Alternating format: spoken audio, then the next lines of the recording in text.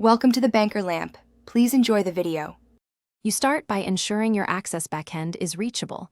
Use OneDrive or SharePoint and the same Microsoft account. Once signed in, locate the ActDB stored in OneDrive or the linked web database. You will use Power Apps or Access WebView to open it. Make sure to grant app permissions for files and camera if you'll capture images. These first steps get your phone connected so you can interact with tables and forms rather than recreating data locally. Once connected, you build or open a mobile-optimized form in Power Apps that writes to your Access tables.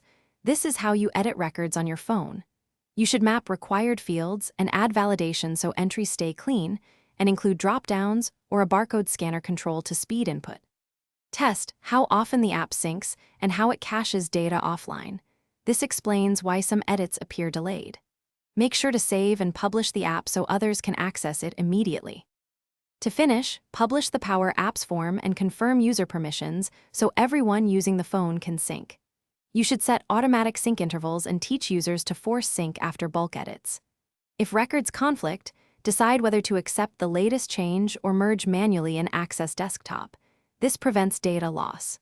If the app shows blank screens or connector errors, check File Path, OneDrive/SharePoint permissions, and refresh the Power Apps connector.